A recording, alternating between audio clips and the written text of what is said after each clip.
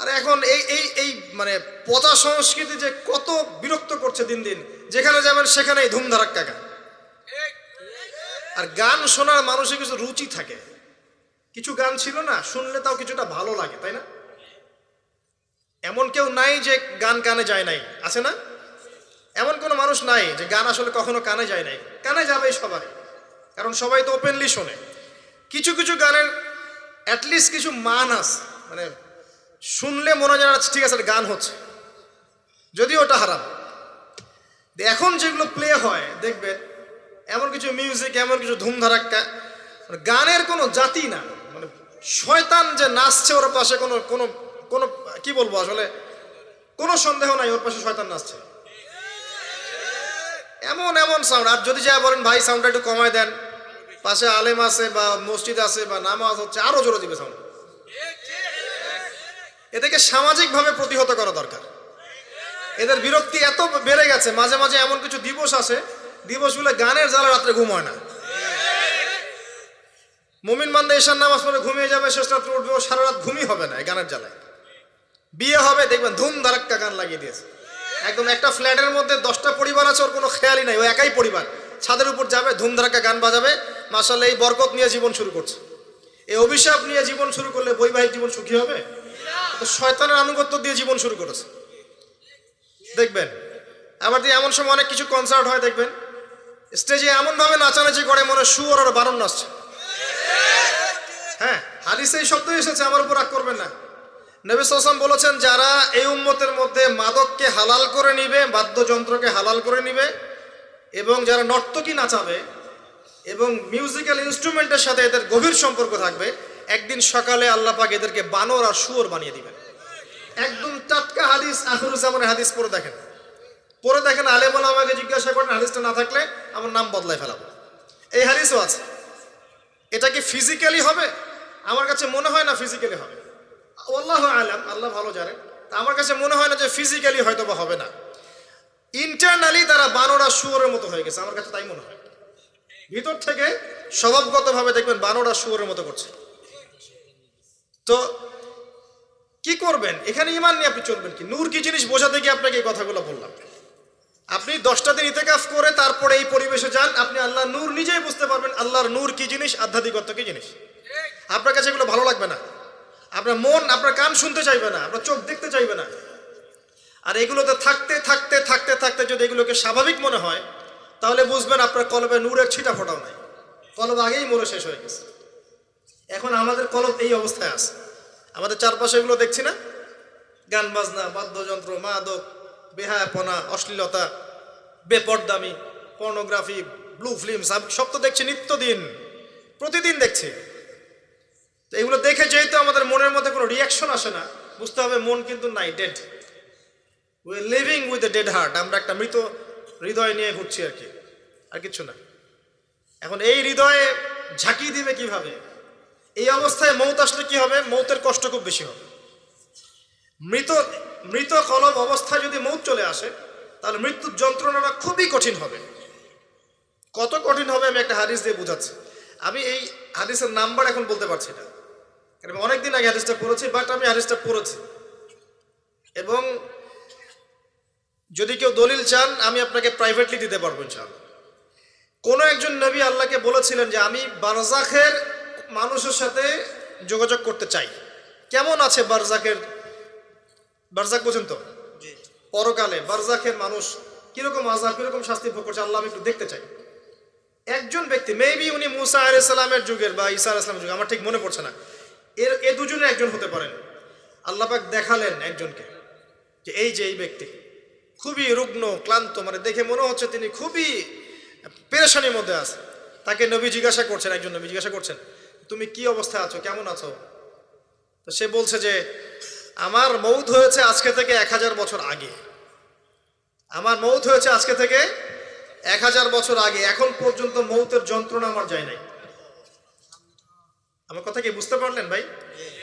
যার কলব যত মৃত, রূহ কবজ করার সময় তত শাস্তি হবে, তত বেশি কষ্ট হবে।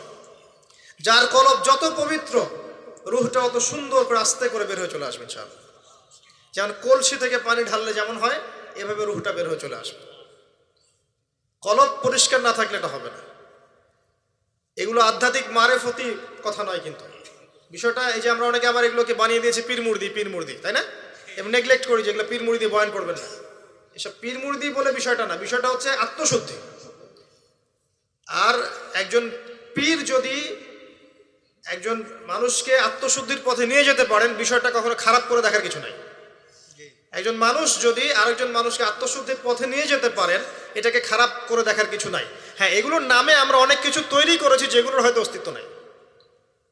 এটার নামে আমরা অনেক কিছু তৈরি করেছি, নিজেরা বানিয়ে নিয়েছি। এগুলো হয়তো আপনি বলতে পারেন যে হ্যাঁ এগুলো সুন্নাহসম্মত হচ্ছে না ইত্যাদি, কিন্তু আত্মশুদ্ধির এই প্রক্রিয়াটাকে আপনি ডিসকারেজ করতে পারেন না। আর আত্মশুদ্ধি আল্লাহওয়ালা মানুষের কাছে না আসলে হবে না।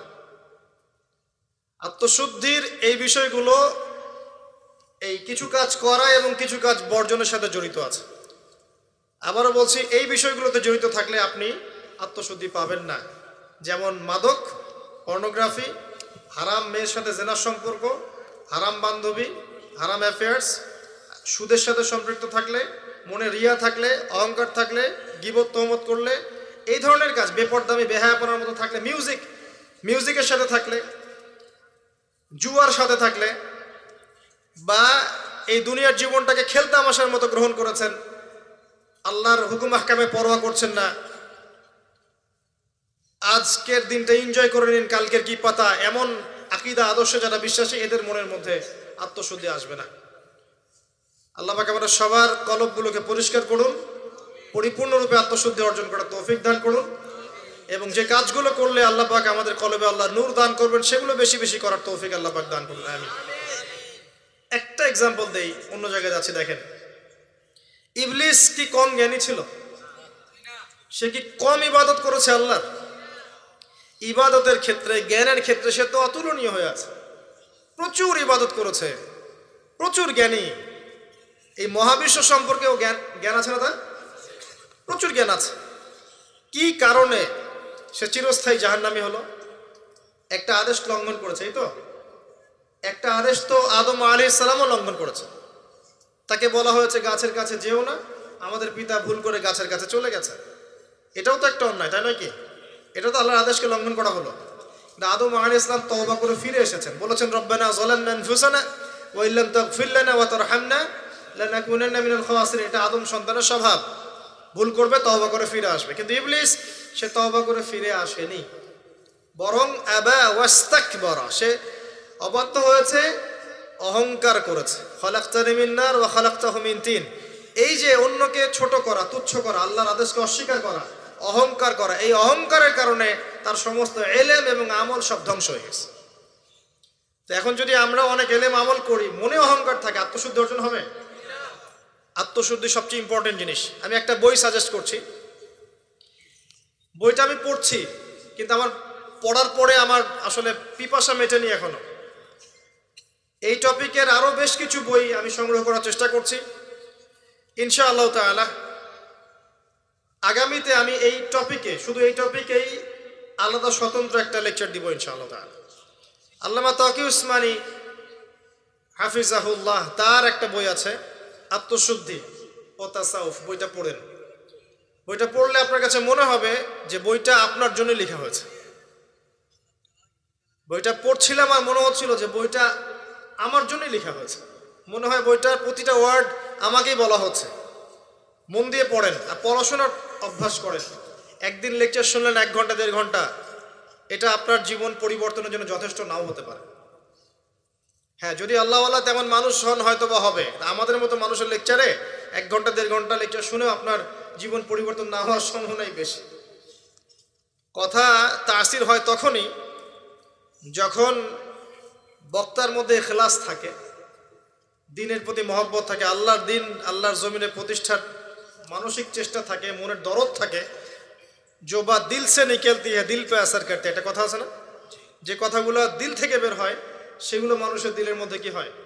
আসার করে। তো এখন এরকম মানুষের সংখ্যাই বা কত? আর আমরা যে জ্ঞান এবং আমল করি তাতে বুঝতেই পারছি যে আমাদের দ্বারা কি হতে পারে। তারপরেও আলহামদুলিল্লাহ কিছু মানুষের উপকার হচ্ছে, এটাই আলহামদুলিল্লাহ।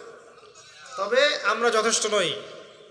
আমরা আল্লাহর কাছে দোয়া করি, আল্লাহ পাক এমন মানুষদেরকে এইসব চেয়ারে নিয়ে আসুন যাদের কথায় পুরো সমাজ পরিবর্তন হবে ইনশাআল্লাহ, এবং আল্লাহ পাক আমাদের সন্তানদেরকে যেন ওইভাবে বড় করার তৌফিক দান করেন, আমিন। প্রথম কথা বলছি, দেখেন, আত্মশুদ্ধি, মনের নিয়াত, ইখলাস, এটা সবচেয়ে ইম্পর্টেন্ট জিনিস। এটা ছিল না বলেই ওই 3 ব্যক্তি কোথায় গেছে? জাহান্নামে। শহীদ হয়েছে জাহান্নামে, দান করেছে জাহান্নামে, আলেম হয়েছে জাহান্নামে। এটা সেই হাদিস যেটা বর্ণনা করতে আবু হুরায়রা রাদিয়াল্লাহু আনহু অজ্ঞান হয়ে পড়ে যেতেন। প্রথম যেটা সমস্যা ছিল, এদিকে মনোযোগ দেন, আমরা শেষ করে দেব, গুছিয়ে নেব। প্রথম সমস্যাটা কি বলেছিলাম? শিরক। এই শিরকটা প্রত্যেকটা সেক্টরে আছে না? ব্যক্তি, পরিবার, সমাজ, রাষ্ট্রে আছে না? একই সুন্নাহ। ওই যে আইয়ামে জাহিলিয়াতের শিরক এখনকার বিশ্বে আছে না? আছে। তাহলে এখনকার বিশ্বেও কি কিছু তাওহীদপন্থী মানুষের প্রয়োজন আছে না? আছে। দ্বিতীয় সমস্যা সুদ। ওই সমস্যাটা এখনকার বিশ্বে নাই? এখনকার ব্যক্তি জীবনে দেখেন সুদ খায় না, পরিবার সুদখোর না, সমাজে সুদের কারবার নাই, সুদী এনজিওর সয়লাভ আছে না? আছে না? ছোট্ট ছোট্ট গ্রাম বাদ পড়েছে সুদ থেকে? টপ টু বটম কোনো গ্রাম বাদ পড়েছে? পড়ে নাই। বৈশ্বিক ক্ষেত্রে সুদী ব্যাংকিং সিস্টেম নাই, এবং এগুলোর সাথে আমরা জড়িত নই কি? আর নবী সাল্লাল্লাহু আলাইহি ওয়াসাল্লাম কি বলেন নাই, 4 শ্রেণীর মানুষকে আমি লানত করলাম, যে খায় সুদ, যে সুদ দেয়, যে সাক্ষী থাকে, আর যে লেখে। 4 শ্রেণীকেই তিনি লানত করেছেন। নবীর অভিশাপ নিয়ে কেউ হাউজে কাউসারের পানি পাবে? নবী সাল্লাল্লাহু আলাইহি ওয়াসাল্লামের অভিশাপ নিয়ে কেউ কবরে উত্তর দিতে পারবে? সত্যি তাই মনে হয় আপনাদের? আর নবী যাদেরকে অভিশাপ করবেন তাদের জন্য কি নবী সুপারিশ করে জান্নাতে নিয়ে যাবেন? এত সহজ না, এত সহজ না। নবীর লানত কি জিনিস এটা আমরা পরকালে বুঝতে পারবো। আমল করেছে, আমল শোনেন, আমল করেছে, অনেক নেক আমল করেছে, কিন্তু আমলগুলোর মধ্যে বেদাত ছিল। কি ছিল? মানে সুন্নতকে পরিবর্তন করে নতুন আমল দিয়ে প্রতিস্থাপন করেছে, কিন্তু আমল করেছে। এই বেদাতিরা যখন হাউজে কাউসারের পানি খেতে যাবে, একটা পর্দা পড়ে যাবে, আর নবী সাল্লাল্লাহু আলাইহি ওয়াসাল্লামকে বলা হবে, নবীজি বলবেন যে ইন্নাহুম মিন্নি, তারা তো আমার উম্মত, কেন পর্দা পড়ে গেল? তাকে বলা হবে ইন্নাকা লা তাদরি মা আহদাসা বা'দাক, হে নবী, আপনি জানেন না আপনার মৃত্যুর পরে আপনার দিনকে কেমন করে বিকৃত করেছিল। তখন নবীজি বলবেন সুহকান সুহকান লিমান গায়্যারা বা'দি, দূর হও, দূর হও, যারা আমার পরে দিনকে পরিবর্তন করেছো, বেদাত করেছো। এটা বেদাতির শাস্তি, তাকে দূর করে দেয়া হলো। যে আমল করেছে, সারা জীবন আমল করেছে, হালাল খেয়ে আমল করেছে, কিন্তু বেদাত করেছে, তাকে তাড়িয়ে দেয়া হলো। আর যে সুদ খাচ্ছে তাকে কি করা হবে? ভাবেন, একজন মানুষ যদি, আমার কথা শোনেন, একজন মানুষ যদি তার মায়ের সাথে জেনা করে, আপনি কি করবেন তাকে? মনে করেন কালকে উঠে দেখলেন আপনার এই গ্রামের 10 জন মানুষ পাওয়া গেছে, আজকে রাত্রে নাউজুবিল্লাহ তারা মায়ের সাথে, কথাটা বলতে আমার খারাপ লাগছে, তারা মায়ের সাথে খারাপ কাজ করেছে আজকে রাতে। কালকে সকালে এই 10 জনের যদি দোষ প্রকাশ হয়, আপনি কি করবেন? কি করবেন? ফুলের মালা দিবেন? বড় বড় সুন্দর সুন্দর চেয়ার দিবেন, না বড় বড় অফিস করে দিবেন? কোটটাই পরিয়ে বসিয়ে দিবেন? সুদের মধ্য দিয়ে আমরা তাই করছি। নবী সাল্লাল্লাহু আলাইহি ওয়াসাল্লাম বলেছেন 73টা পাপের শাখা আছে, তার সবচেয়ে নিম্ন শাখা কি? আপনারা বলেন না, হাদিসটা তো আপনারা জানেন, বলেন সবচেয়ে নিম্ন শাখা কি? নিজের মায়ের সাথে। আর কোনো ব্যক্তি যদি এই কাজটা করে, আপনি তাকে কিভাবে দেখবেন? একজন ব্যক্তি যদি একাধিক বিয়ে করে, তাকেই তো দেখতে পারেন না। একজন ব্যক্তি যদি ধর্ষণ করে, তো ধর্ষকের শাস্তি আছে না? ধর্ষককে কি সমাজে মানুষ ভালো চোখে থাকে না ঘৃণা করে? এমনকি দেখা যায় যে মজলুম মেয়েটার উপর অত্যাচার করা হয়েছে, ওরই তো সারা জীবন বিয়ে হয় না, এমন হয় না? কত বড় ফলাফল সমাজে বয়ে নিয়ে আসে, তাই না? এখন একজন ব্যক্তি যদি মায়ের সাথে জেনা করে, আপনি তাকে কি করতে চাইবেন? নবীজি বলেছেন সাল্লাল্লাহু আলাইহি ওয়াসাল্লাম, আপনার নবী, আপনারই নবী, যাকে কবরে দেখানো হবে আপনাকে, তিনি বলেছেন যে এর 73টা পাপ আছে রিবার, তার সবচেয়ে নিচের পাপ হচ্ছে নিজের মাকে বিয়ে করা। নবীর সাথে ডিল করেন, এখন আমার সাথে প্লিজ রাগ হবেন না। কিয়ামতের মাঠের জন্য অপেক্ষা করেন, আল্লাহ নবীর সাথে আপনার সাক্ষাৎ হবে, সেদিন তাকে জিজ্ঞাসা করবেন কেন আপনি হাদিস বলে গিয়েছিলেন। আপনি সমাজকে পিছিয়ে দিয়েছেন, অর্থনীতিকে পিছিয়ে দিয়েছেন। এই হাদিস কেন বলতে গেলেন? এটাই তো অর্থনীতির সমৃদ্ধির একমাত্র পথ পদ্ধতি, তাই না? রিবা, এই হচ্ছে রিবা। আর সবচেয়ে উঁচু শাখাটা কি তাহলে? এটা আপনি পাবেন সূরা বাকারায়। কোন সূরায়? আয়াত নাম্বার 279 থেকে শুরু করে পড়া শুরু করবেন, দেখবেন ওখানে আল্লাহ পাক বলেছেন, ইয়া আইয়ুহাল্লাযীনা আমানু, হে মুমিনগণ, ইত্তাকুল্লাহ, আল্লাহকে ভয় করো, ওয়া যারু মা বাকিয়া মিনার রিবা, সুদ ছেড়ে দাও, সুদ ছেড়ে দাও। আল্লাহ বলছেন ইল্লাম তাফআল, তোমরা যদি এটা না করো, ফাযানু বিহারবিন মিনাল্লাহি ওয়া রাসূলিহি, তাহলে আল্লাহ এবং তার রাসূলের সাথে যুদ্ধের ঘোষণা শুনে রাখো। এটা সবচেয়ে উঁচু লেভেল। আল্লাহ এবং তার রাসূলের সাথে কারো যুদ্ধ হচ্ছে মনে করেন, কথার কথা, আপনি কার পক্ষ নেবেন? এটা আমরা বলছি ঠিকই, আল্লাহ এবং তার রাসূলের সাথে যুদ্ধ হচ্ছে, কিছু মানুষ তার সাথে যুদ্ধ করছে।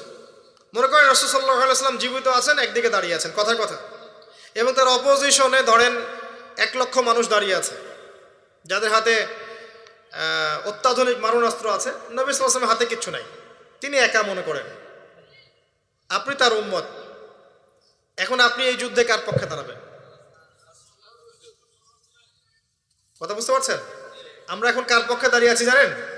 ওই মানুষদের পক্ষে যারা অস্ত্রশস্ত্র নিয়ে নবীর এগেনস্টে দাঁড়িয়ে আছে।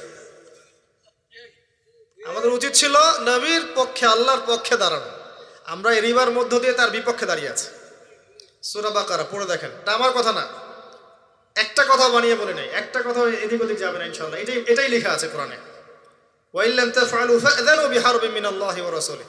যে কোনো আলেমকে জিজ্ঞাসা করেন, যে কোনো মাযহাবের, এই কথাই বলবেন, যদি সাহস থেকে থাকে, সৎ সাহস।